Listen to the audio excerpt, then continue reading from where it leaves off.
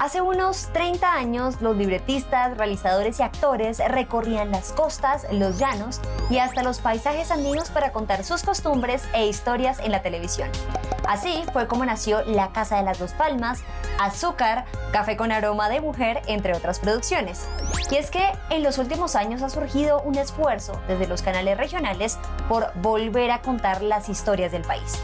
Canal 13 con Tu Corazón Será Mío, Teleantioquia con Débora, Telecaribe con Déjala Morir, Telecafé con Cimarrona o Telepacífico con Labels son algunos ejemplos de este impulso creativo con el que la televisión pública se metió en un campo antes exclusivo de los canales privados, la ficción.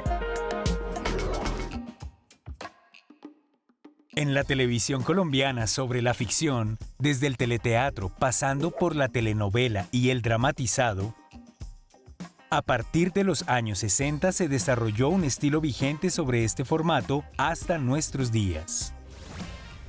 En nuestro programa de hoy queremos entender cómo y por qué se activó la creación de ficción en los medios públicos. Mi nombre es Cristian Briceño. Y yo soy Karen Suárez. Les damos la bienvenida a Toma el Control. Seguimos los medios para discutirlos y pensarlos. Esto es Toma el Control.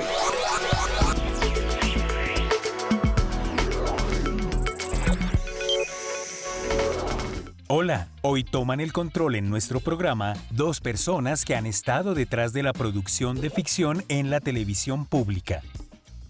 ¿Quieren saber quiénes son? Conozcan sus perfiles.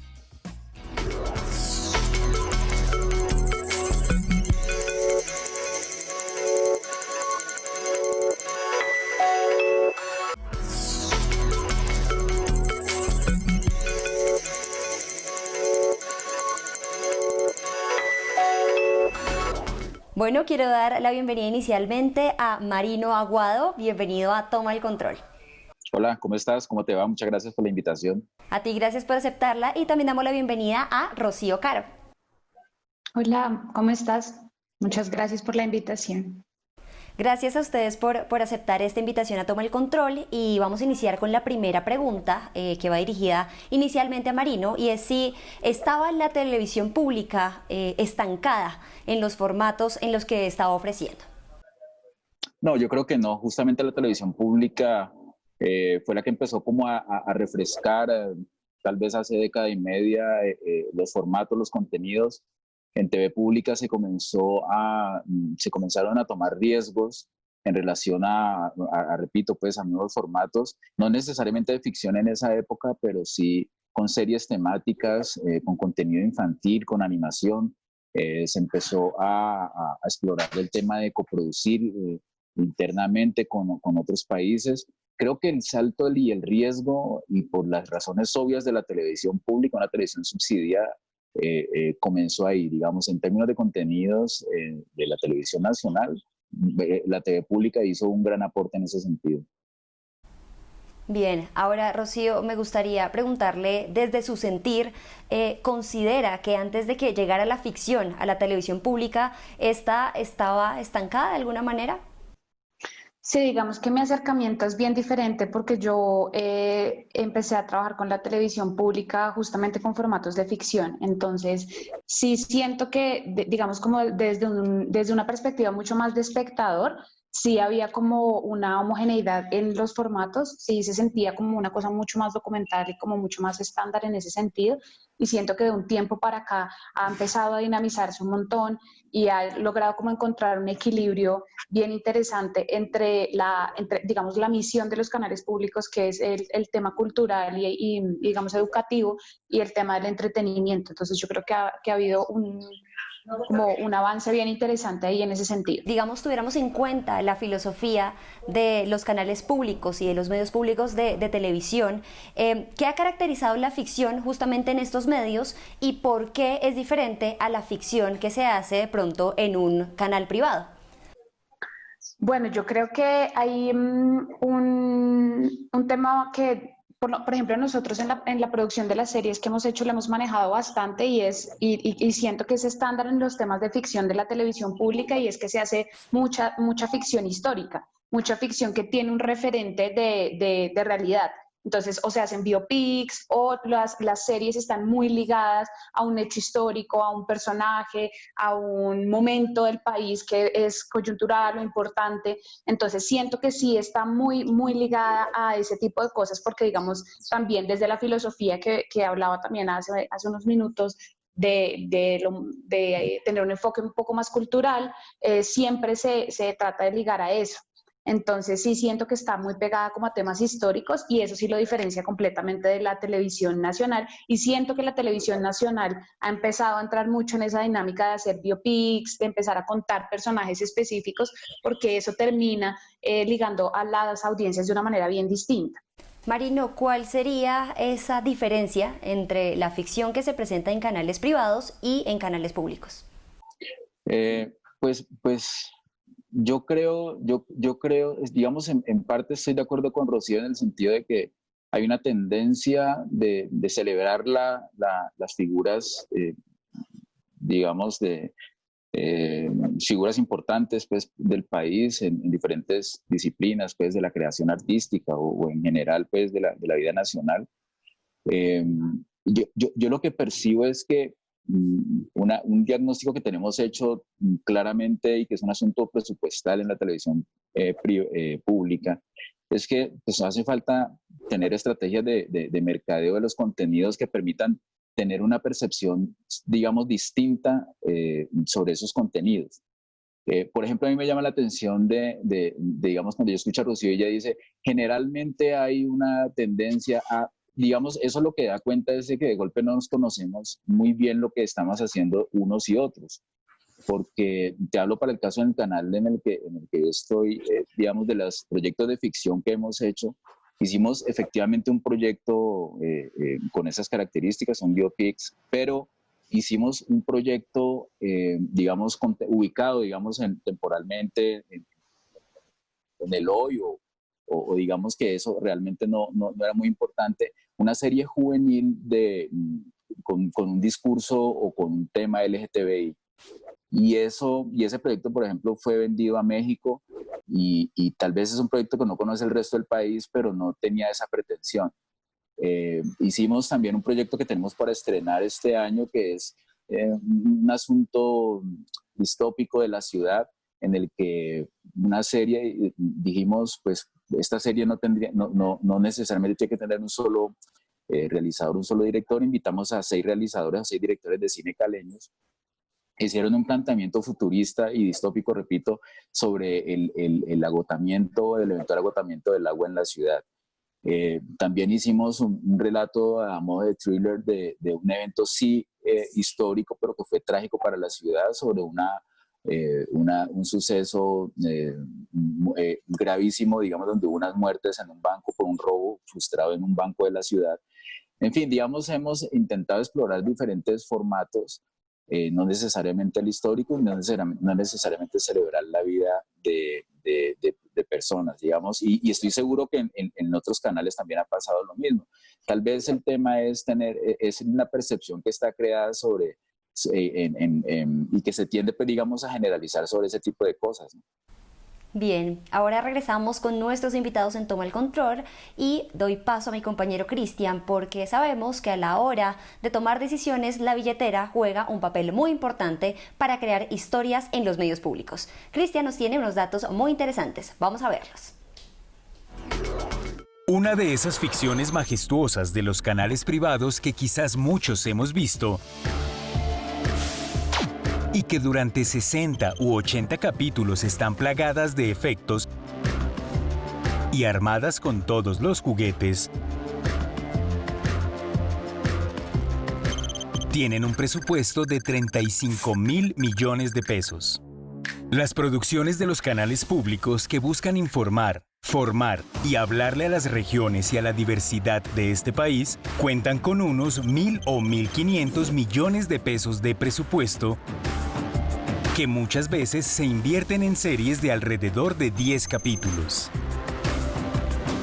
Es decir, los canales privados tienen casi 35 veces más presupuesto a la hora de crear historias que los canales públicos. Aún así, nos iremos colando cada vez más en sus pantallas. Estamos de regreso en Toma el Control con Marino Aguado y Rocío Caro, nuestros invitados para hablar sobre ficción en los medios públicos. Y quisiera iniciar este segundo bloque preguntándole a Rocío si siente que había de alguna manera un vacío en la creación de ficción en los medios públicos. Yo creo que sí, digamos que hace bastantes años ha venido eso cambiando, hace como 3 o 4 años, tal vez 4 años, eso ha venido cambiando y ha venido transformándose en una cosa mucho más abierta, pero históricamente sí, digamos que eran mucho más evidentes los contenidos más documentales, pero siento que pues lo que hemos venido hablando, como que la discusión que se abre al hacer ficciones es que permite y da un montón de posibilidades a otras narrativas, a otros universos y a incluir muchos otros elementos para contar. Entonces, siento que sí lo ha habido, pero pues que ha cambiado dramáticamente en los últimos años ese tema. Marino, ¿ha habido un vacío con respecto a la creación de ficción en los medios públicos? Y si sí ha habido, ¿por qué se dio este fenómeno? Sí, claramente pues, es evidente, digamos, como dice Rocío, de 3 o 4 años hacia atrás, pues hay una serie de ficción en el circuito pues, de televisión pública. Era, no sé, no recuerdo pues una experiencia. Yo creo que es un asunto presupuestal. Yo creo que también tenía que ver con que, digamos, el hábito de la producción de ficción era de series largas. Entonces, digamos, eso presupuestalmente en la realidad de la televisión pública pues era complejo. Bien, sabemos de todas maneras que hay una brecha también entre los presupuestos de la televisión pública y de la televisión privada. ¿Cómo se ha subsanado eso a la hora de hacer ficción en cuanto a la producción, al desarrollo en el campo? ¿Qué recursos encuentran ustedes que haya de alguna manera subsanado esa brecha y esa diferencia? Rocío. Bueno, yo creo que el ejercicio de producción en la televisión pública requiere mucha creatividad, mucha creatividad para organizar un diseño de producción que permita llegar a lo que uno quiere hacer.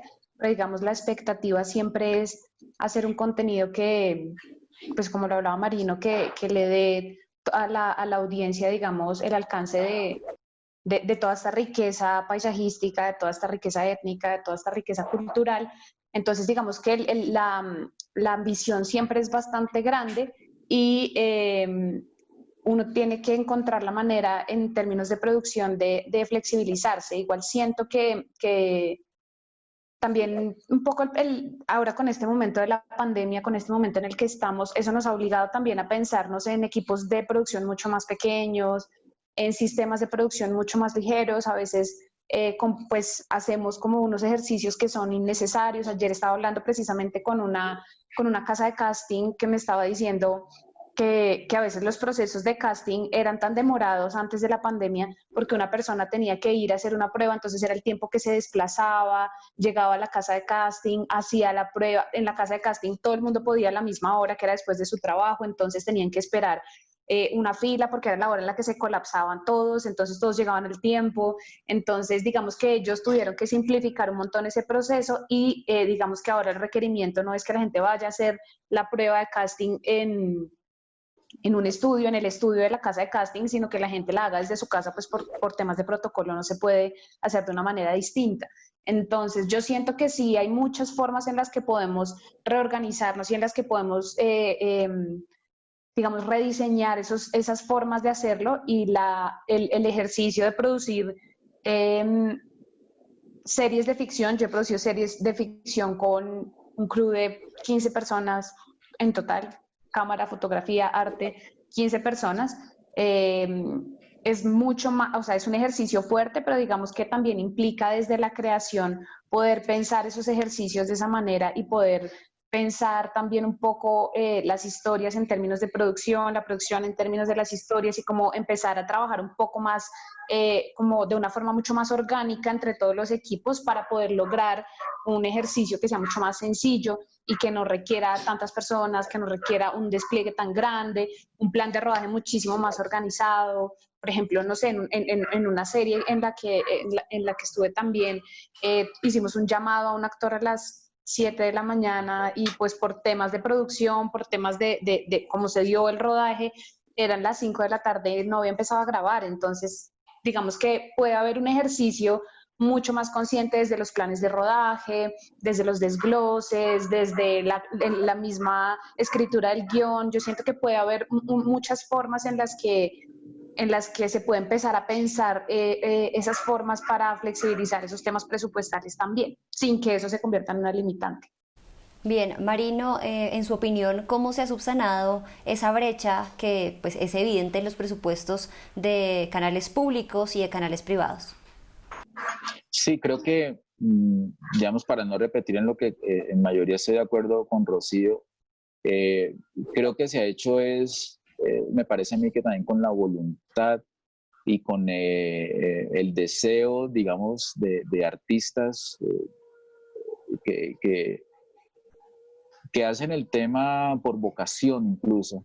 En el caso de nosotros, se ha convocado en algunos proyectos, se ha convocado a gente para que conformen todos los tipos de trabajo, gente que está acostumbrada a trabajar de otras formas, es decir, trabajando en publicidad o en cine o en series de grandes presupuestos, y han venido a la ciudad a un poco a pagar ese servicio militar, que es un poco la televisión pública. Muy interesante saber cómo los medios públicos, a pesar de tener menos presupuesto que los canales privados, logran superar esa barrera económica con creatividad. Es de admirar. Pero ahora quiero preguntarte, ¿tienes las ganas de crear historias, pero no sabes ni cómo ni dónde? Aquí les tenemos una posible ruta de acción. Miremos la nota. Me llamo Sofía, tengo 33 años, soy periodista y escritora. Amo profundamente a los gatos y a los libros. El día que cumplí 33 años, llegó a la puerta de mi casa el computador de mi papá. 15 años después de su muerte. ¿No les parece que es un poco extraño? En este computador encontré audios que he estado compartiendo en una serie de podcast. No sé si logré entender por qué mi papá me envió su computador, pero publicando estas entrevistas siento que por lo menos me acercaré a una respuesta.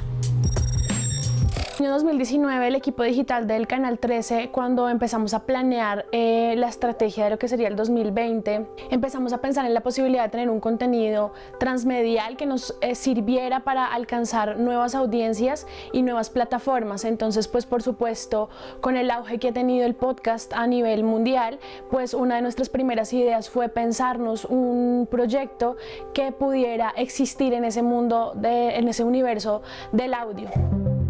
Como les dije al comienzo, mi mamá tiene la culpa de que haya investigado mejor el computador que me envió mi papá.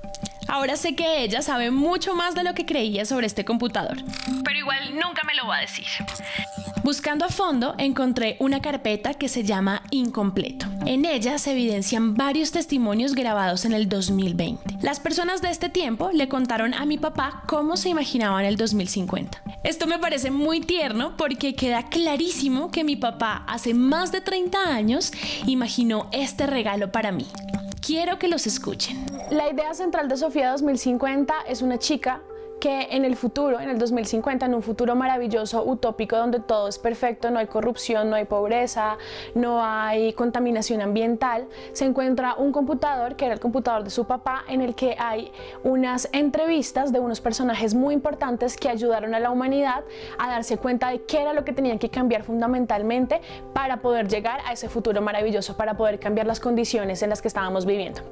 Digamos que el punto de quiebre es el 2020, es la cuarentena, y un poco partiendo desde esa perspectiva, lo que quisimos fue abordar todos los temas que tienen que ver con lo que hace parte de ser una sociedad. La pandemia puede cambiarlo absolutamente todo y depende de nosotros la posibilidad de que esos cambios se den.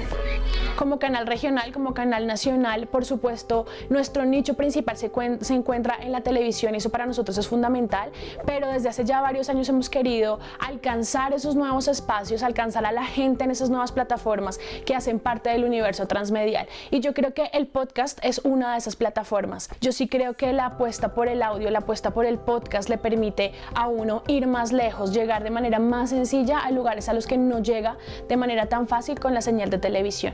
En este momento, Sofía 2050 se encuentra en todas las plataformas de audio del Canal 13, en Spotify, Apple Music, Google Podcast, y también está en este momento en YouTube y lo pueden encontrar en nuestra página web canal13.com.co.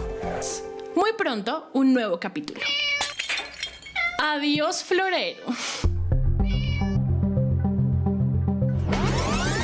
Continuamos en Toma el Control. Aquí queremos escucharlos y lograr que Canal 13 esté cada vez más cerca de todos ustedes.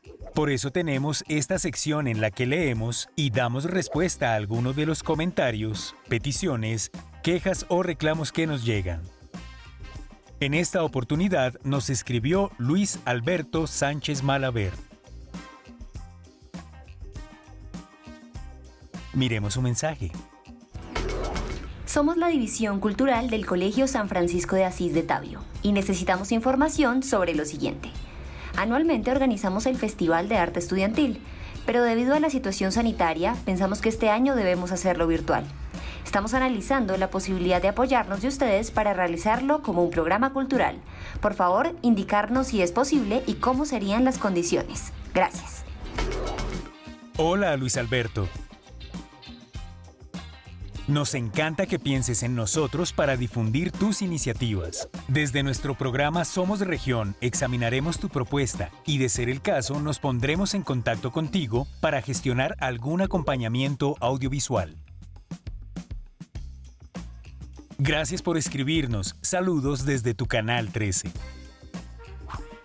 Queremos invitar a todas las personas a participar de la televisión pública. Por favor, escríbanos a defensor@canal13.com.co u opinen a través de nuestras redes sociales con el numeral Toma el Control. Llegó el momento de Enseñando la Seña, la sección en la que Cristian nos explica palabras clave en lengua de señas colombiana. Vamos a aprender dos términos que suelen confundirse entre sí.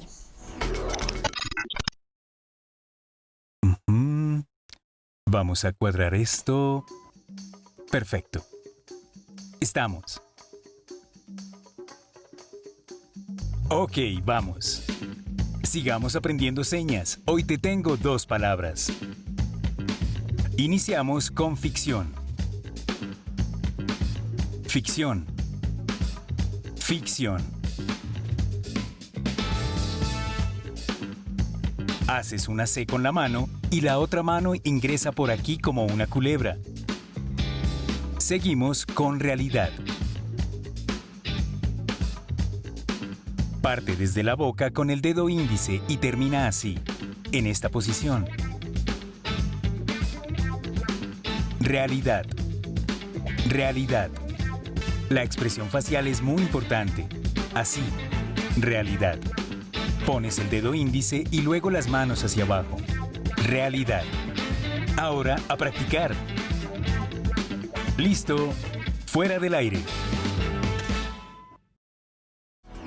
Estamos de regreso en Toma el Control hablando de ficción en los medios públicos con nuestros invitados Marino Aguado y Rocío Caro. ¿Cuál es ese aprendizaje que les ha quedado de hacer incursión en la ficción desde los medios públicos? Bueno, pues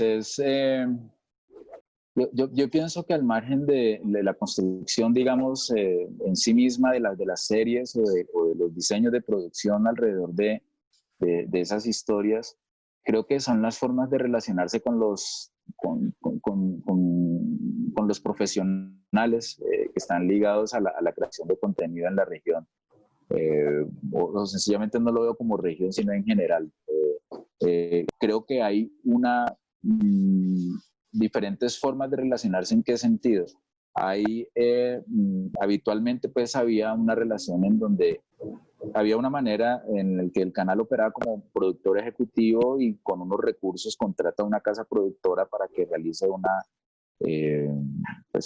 la producción, pues porque maquile el contenido. Creo que el tema de dónde nace el proyecto es muy importante. Entonces, por ejemplo, un proyecto puede nacer en la idea de alguien, pero de manera conjunta se busca una financiación entre esa idea de un individuo, una casa productora, junto a un canal y junto a otro posible coproductor que pueda estar en el país o por fuera del país, pueda buscarse financiación a la habitual del Estado, sumando también de otras instituciones relacionadas de pronto con el tema que muestren interés en eso.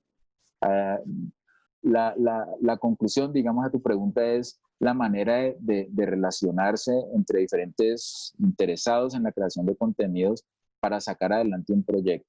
Creo que eso es muy importante para mí, es decir, que, repito, que esa relación de quién tiene la plata y quién solamente produce como el mercenario que llega a hacer este contenido y punto, creo que se puede enriquecer o se ha enriquecido a través de esto, a través también de la necesidad de solventar el asunto de tener presupuestos pues limitados. Entonces es la suma de actores pues quiero decir actores de la industria, la suma de intereses de varias casas productoras y canales. Eso a mí me parece muy importante porque finalmente en el trabajo, digamos en el resultado final, se evidencia eso, se evidencia la pasión, digamos, de más que de gente de oficio, de artistas. Bien, Rocío, ¿cuál ha sido ese gran aprendizaje desde pues, la incursión en ficción en los medios públicos? Bueno, yo creo que pues nosotros somos parte de las maquilas de las que habla Marino. Entonces, yo creo que hay muchos aprendizajes alrededor de eso, lo que, digamos, un poco todo lo que hemos abordado en la entrevista, pero yo creo que interesante el tema de ver las posibilidades de la creatividad, ¿sí? De desarrollar también un método al interior de las productoras para realizar este tipo de proyectos que no se hacen de la misma manera, porque son unos proyectos que tienen unos tiempos muy específicos, unos presupuestos muy específicos y unas expectativas que son bien específicas. Entonces, también siento que ha sido muy importante esa articulación para la creatividad y como para los procesos, y yo creo que ha sido un aprendizaje sobre todo para desarrollar un método que nos permita a las productoras hacer parte de ese ejercicio de la televisión pública. Digamos que eso también ha sido una cosa increíble, y es que la televisión pública se ha abierto bastante a subcontratar esa producción de contenidos, y eso nos ha permitido a las productoras también meter un poco la mano en cómo se cuenta, en cómo se habla, en el lenguaje no solo audiovisual, sino también en las narrativas, en los guiones, en las historias, en los universos que se cuentan. Y yo siento que ha sido una cosa bien valiosa para la televisión pública, para las productoras. Digamos que hace unos años cuando uno se presentaba para las convocatorias, pues el número de personas que se presentaba era muy poquito. Este año para las convocatorias que se están realizando se está presentando muchísima gente, muchísima gente, y yo siento que eso es una cosa bien interesante porque le ha dado la apertura a las productoras para ser partícipe como de esa construcción también del imaginario que tenemos como país. Entonces yo siento que es una construcción bien interesante. El ejercicio creativo, sin duda, el método que se desarrolla internamente en las productoras para generar y para lograr un producto en muy poco tiempo, generalmente son 7 meses, entonces hacer una serie en 7 meses es una cosa que antes uno en una productora no podría imaginarse cómo vamos a hacer todos estos capítulos en ese tiempo. Entonces yo creo que ha sido un ejercicio bien interesante y unos aprendizajes muy grandes desde la producción, desde las formas, desde el trabajo conjunto de los canales con las productoras, también de ese ejercicio de donde, pues ahora que tenemos esta televisión que tiene otras caras, que tiene otras formas de hacerse, que tiene otros lenguajes, ¿dónde más la ponemos? ¿Qué más la ponemos a hacer? Yo creo que ha sido como un aprendizaje que continúa, digamos, en lo transmedial y en todo este ejercicio también de poner la televisión también en espacios digitales. Yo creo que sigue ese aprendizaje bien abierto. Bien, pues quiero agradecerle a nuestros invitados realmente por tomarse el tiempo de estar en Toma el Control y darnos perspectivas tan interesantes sobre la producción de ficción en los medios públicos. Gracias, Marino, nuevamente por aceptarnos este espacio. A ustedes, muchas gracias, mucho gusto. Y bueno, por aquí estamos. Gracias, claro que sí. Y Rocío, también mil gracias por aceptarnos esta invitación en Toma el Control. No, muchísimas gracias a ustedes por invitarnos. Muchas gracias. Agradecemos por el tiempo a nuestros invitados y por supuesto a ti también, Karen. Gracias por compartir sus opiniones, gracias por enseñarnos un poco más para saber qué le hace falta a la televisión pública sobre ficción. seguimos abriendo espacios para hablar de lo que a ustedes les interesa. Con esto llegamos al final del primer capítulo dedicado a la ficción en la televisión pública. Si se lo perdieron o llegaron tarde y quieren estar preparados para el próximo, cuando hablaremos con quienes crean estas historias, pueden verlo completo en el canal de YouTube de Canal 13 Colombia. Hasta pronto.